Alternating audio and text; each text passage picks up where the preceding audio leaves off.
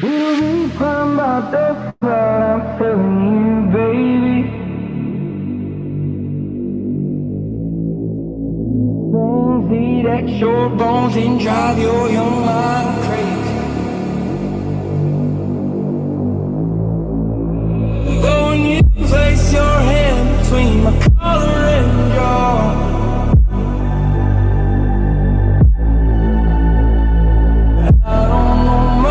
There's nowhere to go. And I'm damned if I do, and I'm damned if I don't.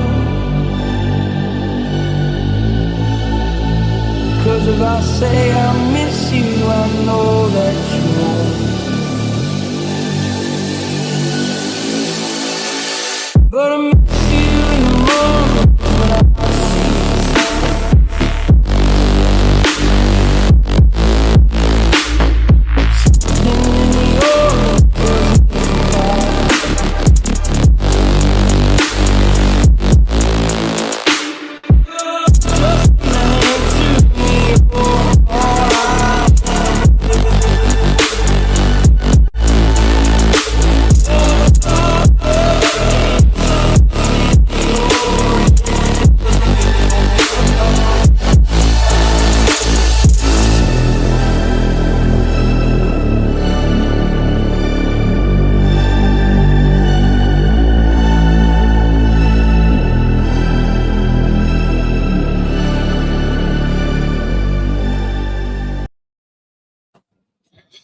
What's up, everybody? We are live again down here, MLK in Colorado at the Capitol Tailgaters Tailgates. I am here by myself because Seth and Jono had other things to do today. However, we do have a special guest today. This man, we used to be roommates way back in the day at Harding University, defending D2 champs, by the way, in football. So today I'm going to welcome in Mr. Jacob Garrison. Mr. Jacob Garrison, how are you, sir? I've been better. I'm feeling better now, but overall I've been better. Yeah. The old vid got you, huh? Yeah. Took another trip on the COVID train, baby. Yep. That's been going around a lot. Also probably not so hot about your Razorbacks after last week. That was we talked about it on the podcast. That was I picked the Razorbacks for the points because obviously you guys are the cover dog, like you guys cover everything. But it was kind of disappointing, obviously for you, but to see them just let that lead slip away. You know what happened? Sorry, I didn't mean to interrupt you there. No, you're fine. It's kind of the hallmark of the Sam Pittman era, isn't it? You know, we play a lot of these games where we're within one score, play it all the way down to the wire, and in the end, we come up empty-handed. And that's always the way it turns out. That's the way it's turned out for a Sam Pittman-led Razorback team, is we play well most of the time. We show up, we play one fantastic half of football and one very lackluster half of football, and find ourselves in too close of a game at the end, and we just can't finish it. Can't close them out. And I mean, that's sort of happened to us, in Stillwater last week, and it's just again, hallmark of the Sam Pittman era. We just get close and can't quite shut the door on the game at the end. I don't understand because, like, even with Oklahoma State, like, Ollie Gordon didn't seem to do a whole lot in that game against you guys. And even today, I looked at his stats and I think it was like 15 carries for 38 yards or something like that. It's like he's kind of fallen off the face of the earth a little bit. So is it a conditioning thing that you guys are dealing with, or is it just coaching? What do you think the problem is? To me, it is leadership and what's the word I'm looking for? Like we make too many errors. We just too many penalties, costly penalties at bad times. muffing a punt, late in the game when there was no need to try to even, catch the punt. Getting a roughing penalty in overtime on a like key third down stop, just stupid stuff, stupid mistakes. And that comes down to leadership, comes down to coaching, comes down to the guy at the top, making sure that his players understand what's expected of them in those, times. And it seems to me like they don't know, or they just don't care. The message isn't getting through because we're still making those same, mistakes that we've made in the past with Sam Pittman. So who do y'all have? Y'all have tonight. Y'all have. We have UAB, the old Fighting Trent Dilfords. Yes, fantastic. Mm-hmm. So you guys should be fine next. Who do you have next week? Auburn. Okay, yeah. So that'll be a good test for you guys. Auburn's not necessarily. Auburn hasn't been as good this year as people thought they were going to be 2 weeks ago. So it'll be that'll be a good test for you guys to kind of see if you've turned that around, because UAB. I mean, if you're struggling against UAB, you've got a big problem. What do you think? Do you think so? What's your goals now for Arkansas? Is it bowl game? Is it? I think it's no. That's a great question. I think it's still the same. I think the expectation is a bowl game.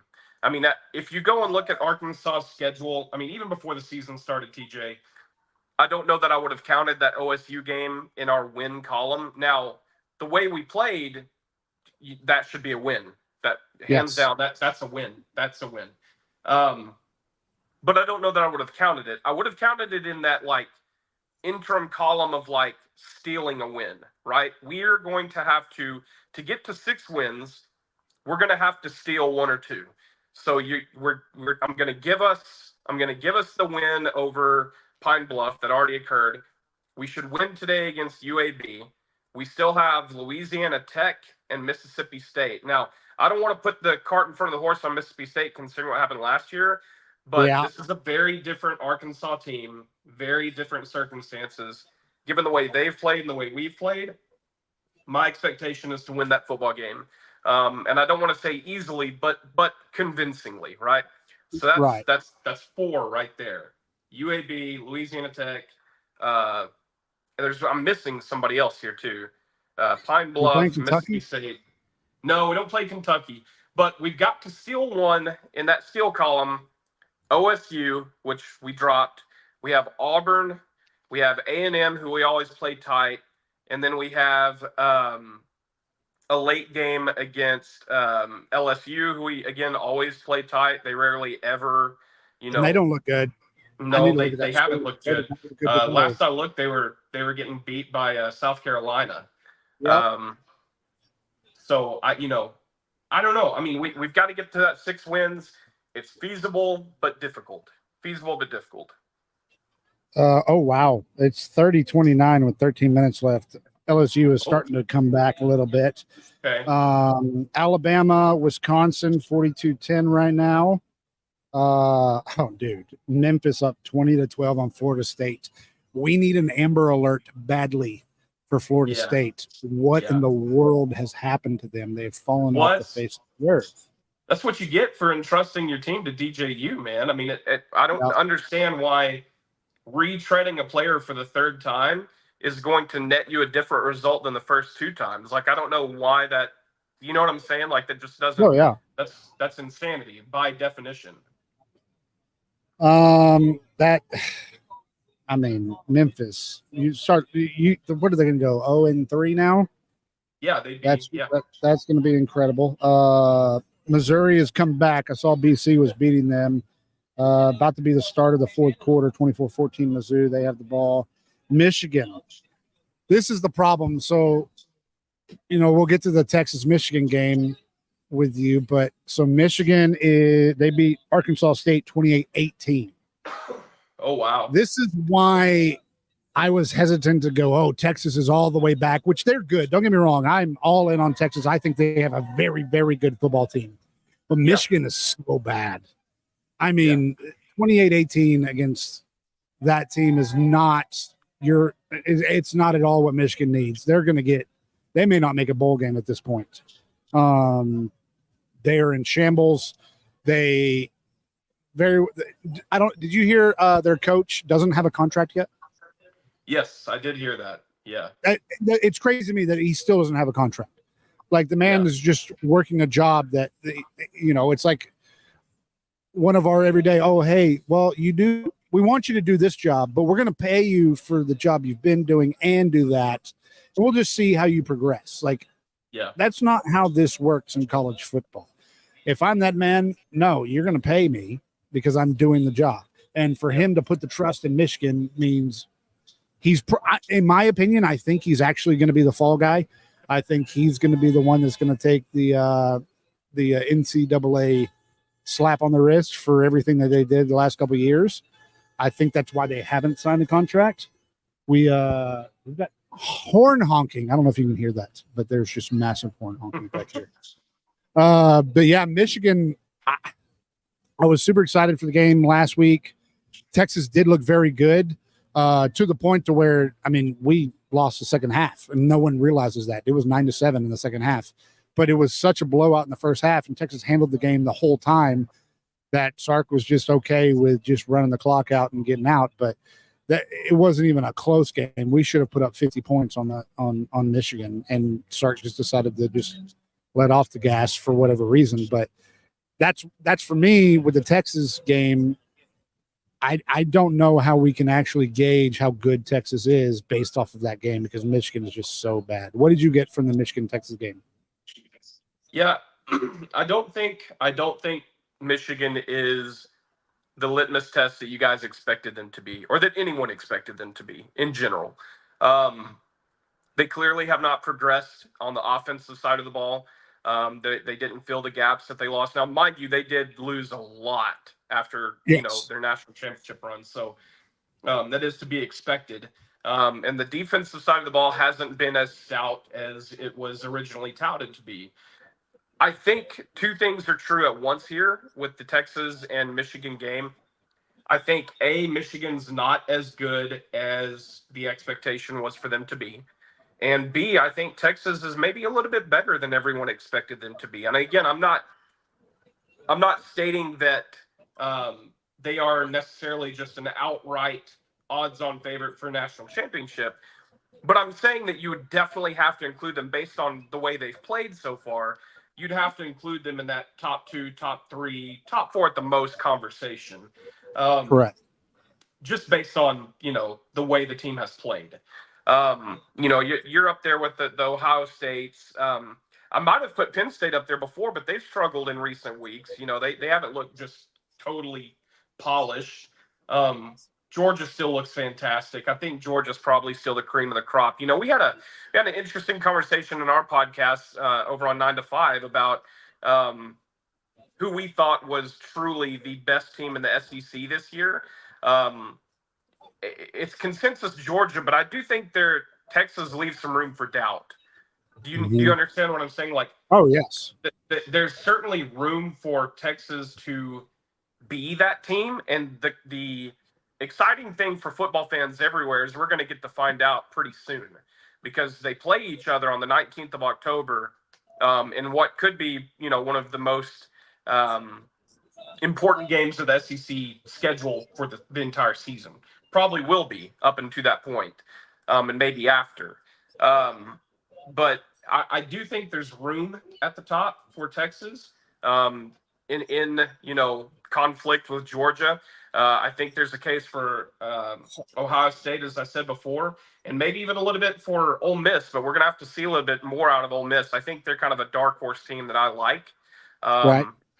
Going to have to see a little more out of them, maybe a little more out of Oregon as well. Oregon hasn't looked just fantastic either, but Oregon looks, I don't know if they come away with a win today. I think they may not. Yeah, they may not. Oregon. I have Oregon State for the points, but I don't know if. So number one, you brought up something that I completely forgot. Jake, for everyone that is watching now or later, Jake is the one of the hosts for the 9 to 5 podcast. You are on Spotify. Have you moved over to any other platforms? I know No, you're on we're currently only on Spotify. We do a lot of outreach on Instagram and on X, of course. But no, Okay. just on Spotify for download right now. Listening. Got it. So you're an X guy. I am still Twitter. Yeah. I'm not letting go of. I'm not I letting go go of back and Twitter. forth. I'm whatever my brain tells me in the moment. I also got severely distracted. Mike and Hunter are the cooks for this tailgate. They're good friends of mine, and they just brought me this massive boat of Oh boy. brisket. You're at the tailgate that you took me to when I was down there for the Texas Same Bama game? tailgate. Yes, Oh, yes. Yeah, Fantastic. it's oh my god, that brisket looks so good. Okay, so Texas, Michigan. So I'll just talk a little bit about the Texas game today against UTSA. Number one, UTSA has lost a lot of depth. They don't have last year. It was last year or 2 years ago when we played them. It was last year, I believe. They looked really good. They had a lot of talent as far as wide receiver. They had a lot of star power, if you will.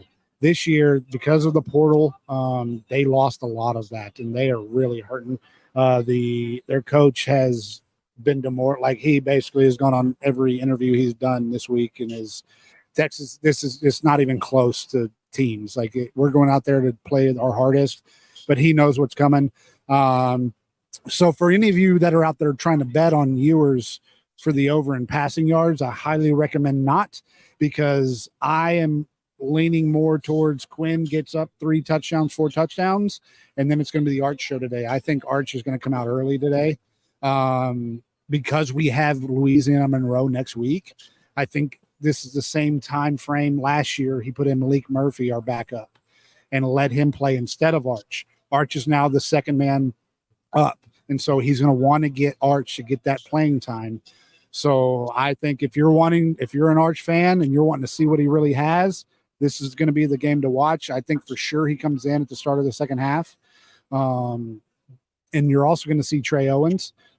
He's going to come out. He's our third string quarterback. Dude, our quarterback room, I don't know if you've looked. Our quarterback room is the deadliest quarterback room Texas has ever had, in my opinion. I mean, this is even going back to the Vince Young, Major Applewhite, Chris Sims days. Like this quarterback room that we have right now, both our top two quarterbacks could go out, and Trey Owens could absolutely step up and do the exact same thing. Like it's crazy how good our quarterback room is. Yeah, I haven't seen. I mean, obviously, between Quinn Ewers and Arch Manning alone, that's a wealth of riches that most teams would kill to take to have. But I mean,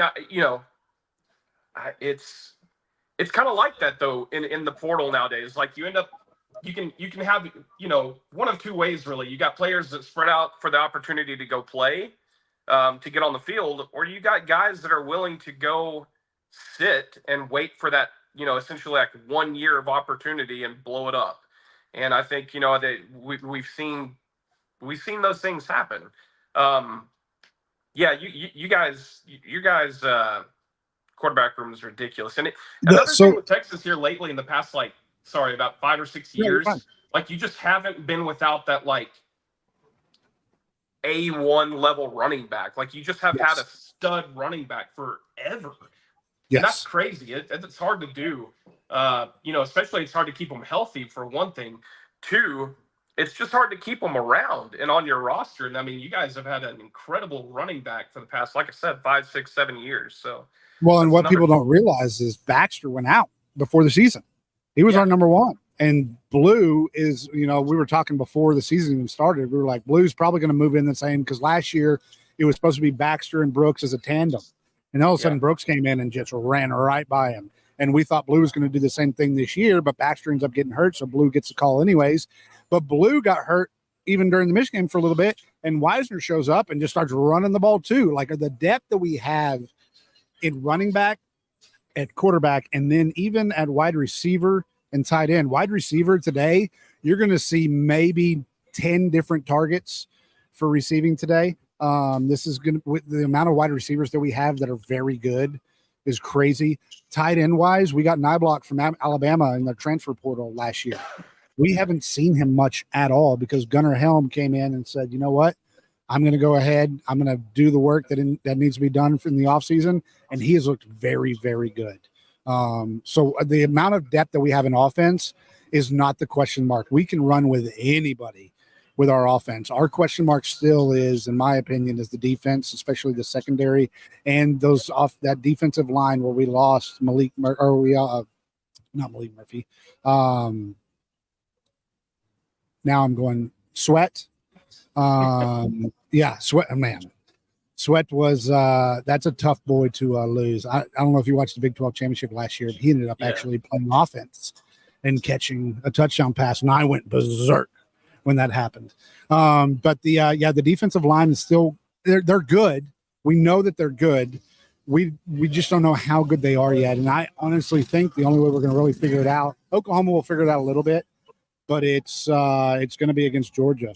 And going back to the Arkansas game 3 years ago, and I want to ask you your opinion kind of on what you think coming up for now on the Arkansas-Texas game. But when we went to Arkansas the last time, we couldn't even field a team to do two different teams for spring game for offensive line. Now Sark has taken, number one, if you listen to his or any of his interviews, his first thing he talks about is his culture that he's built. And you can see it, man. The culture in these players in the day and age of all this money getting thrown around in the portal, and it's to a point to where he's got control a little bit over that. Texas really isn't digging deep in the pocketbook for a lot of these players like they could.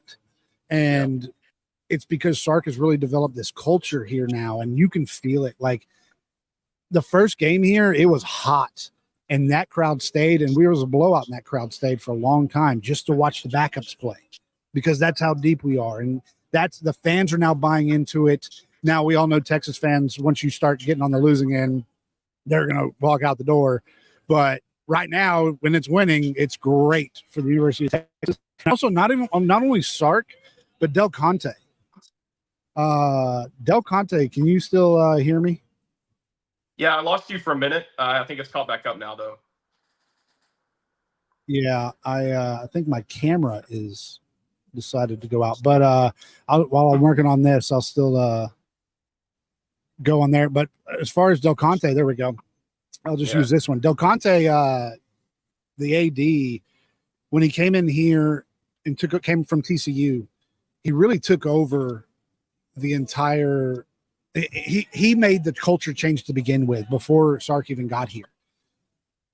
When you walk the stadium now, and you saw a little bit of it when you were here for the Alabama game, like we're really set up now for a culture for the fans, not just the team. Like this is a different atmosphere when you go to games now as opposed to 4 years ago.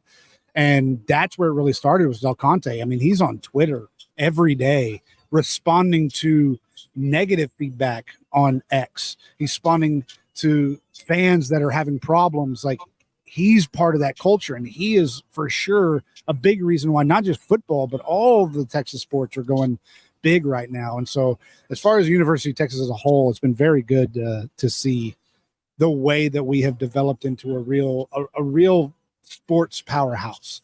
Now, how do you feel about the Arkansas Texas game coming up? I feel like I know the answer to this, but yeah, I mean, I feel about the same way I felt before the season started, which is Arkansas, no matter the circumstances, always plays Texas hard. That doesn't always yield, a successful result. But we always play, like we always get up for that game, right? I can guarantee you that no matter what has happened in our season up until that point, there will be a massive crowd. It will be loud, and it's going to be, a just tough atmosphere for those types of things. Arkansas travels well. If you're playing them in Texas, playing home, it doesn't really matter. It's just a big game, and Arkansas fans are always going to get up for that game, get up for that matchup. Now, the teams on the field, I think that Taylon Green gives us always a chance to be in games because of his ability to move the pocket. His ability to stretch plays should mean that our offensive ability has grown significantly from the last couple of years. Um, I have witnessed, last week in the Oklahoma State game, we lost a heartbreaking game, but that was really through more of our own mistakes and not necessarily our ability to compete. Right? We Right. made some key mistakes near to the end of the game that we shouldn't have made that made the difference in the end. Um, our offense is going to play. Bobby P's back. Bobby P plays. He plans a type of offense that is rhythmic and consistent and hard to altogether stop once it gets its momentum going. Um, the thing will be whether or not we're able to establish any of that momentum against the Texas defense that has been up and down at times. As you stated, the back end of your defense isn't necessarily all world, um, and your D line is young and not necessarily experienced as much. I do think we have a better offensive line this year than we've had, so that should help us. Should have a better run game, with Jaquindon Jackson that we got from Utah, who's been pretty good in the first couple of games for us. So I think the opportunities will be there. It's really just going to come down to execution, and if your star players come in, if Ewers comes in and just balls out, it's probably going to be hard for us to compete with that Oh yeah. because I'm not really sure that our DBs are really at that same level. Now we have a couple that are pretty good, but I don't know they're really at that same level of competition. Yeah, it's I'm excited for you guys to come here. For me, for the game, I mean, realistically looking at it, from when I was there last time, I was nervous because I knew that we didn't necessarily have the line. We weren't built for that. Now we're very built for that. We are built for in the trenches football.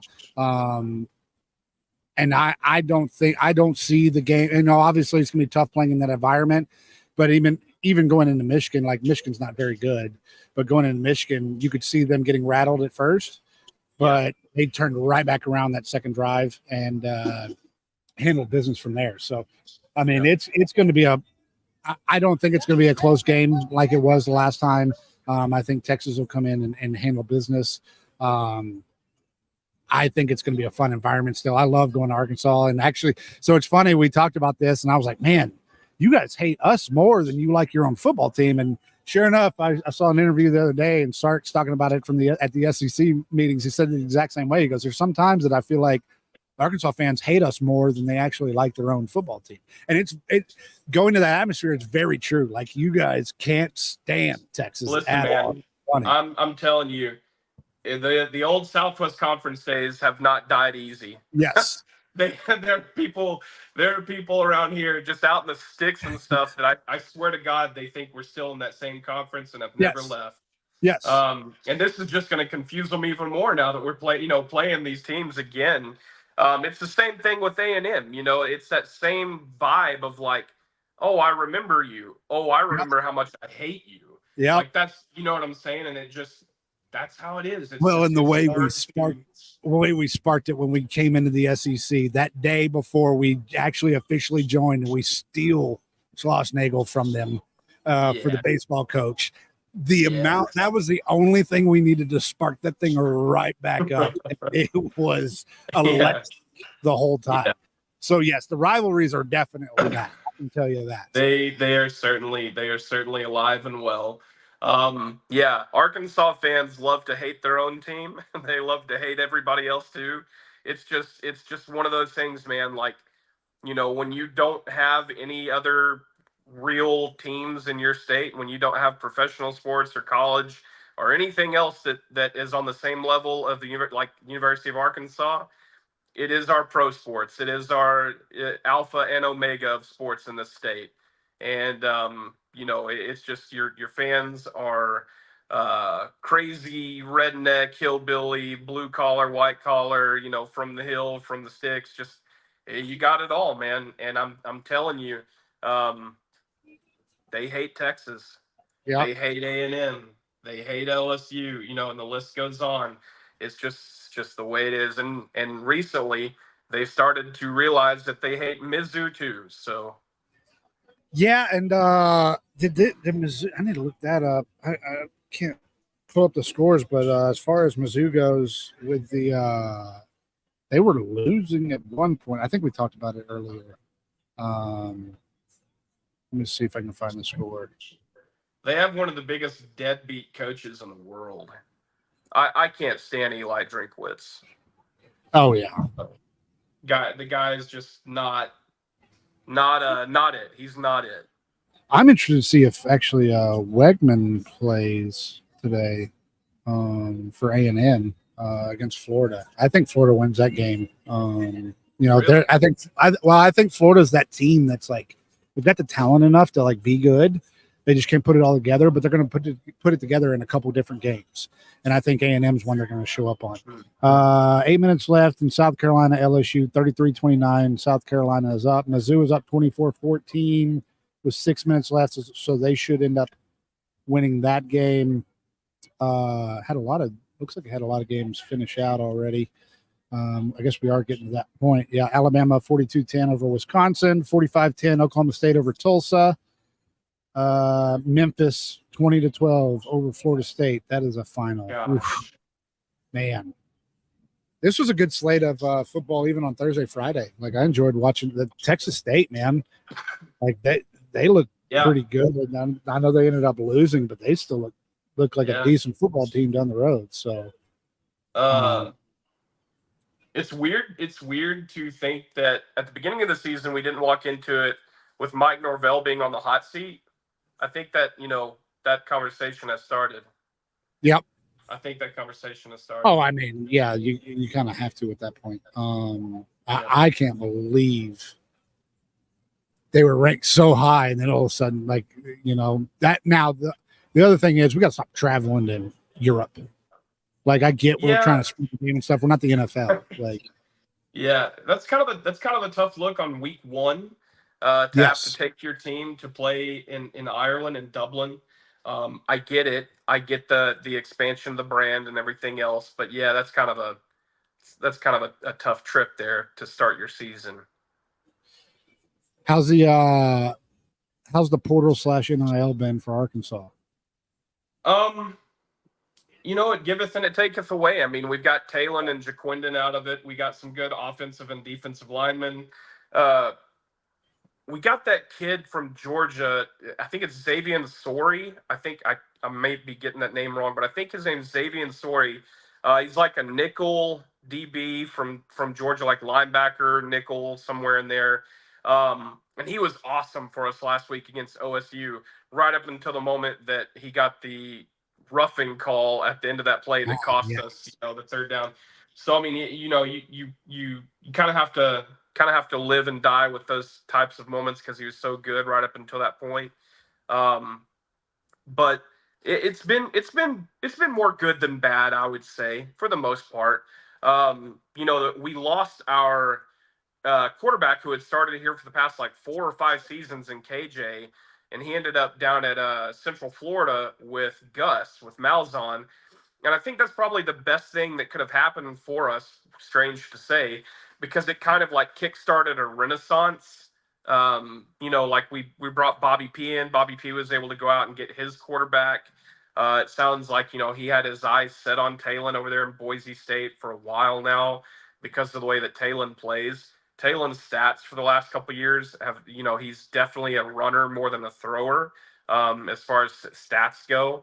But if anybody can, expand a quarterback's ability to throw the ball, Bobby P is the guy to do that. So I think that's what we're just kind of figuring out here is that, I think it may just take a little more time, hopefully. And as weeks go on, hopefully we can win these games rather than lose them, and get better along the way. So that'd be good.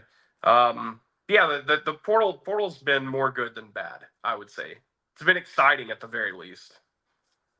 I'll tell you, the one thing that really helped us was Saban retiring. Like that was huge for us. And I mean, the amount of players we have signed in the last since the Michigan game that we've gotten to decommit and to commit to Texas now. The safeties, I think we picked up 2 safeties. We've picked up a lot of 5 and 4-star players, even in the last 3 weeks, I would say. And that tide is turning. And the amount of powerhouse wide receivers that Arch is going to have next year is going to be like our team is going to be better next year than what we have here right now, which is why I think Sark is really going to start spending some time to get Arch in the games when he can. But yeah, I'm Texas is going to be good for a little bit.